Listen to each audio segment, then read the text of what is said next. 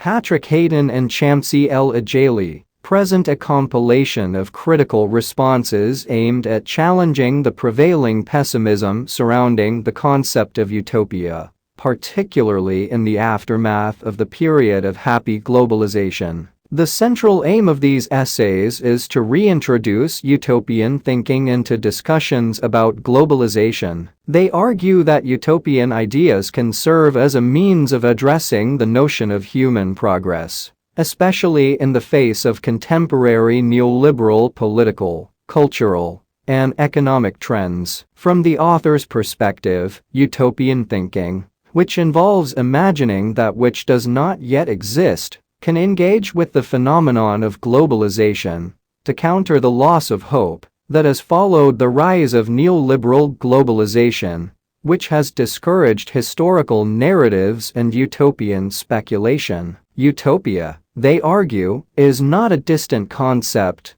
but rather a pervasive aspect of humanity's unique capacity for imagination. This aligns with Marx's idea that our human essence lies in our potentiality. Utopian thinking, the authors contend, has the power to unlock this potentiality and embrace globalization as a positive force for creating a better society. The essays in Part I of the collection delve into the theoretical connections between globalization and utopianism, offering a clearer understanding of how utopian thinking can engage with the process of modern globalization, even when it seems to transform utopia into dystopia. They trace the evolution of utopian thinking from the unlimited possibilities envisioned by Thomas More to the dystopian nightmares depicted by George Orwell and Aldous Huxley. Additionally, the collection includes essays on utopia as a performative force within globalization and explores post-Marxism as an assertive, reconstructive utopian field. Part 2 critically examines utopian visions in the context of the global age and challenges the utopian-dystopian dichotomy,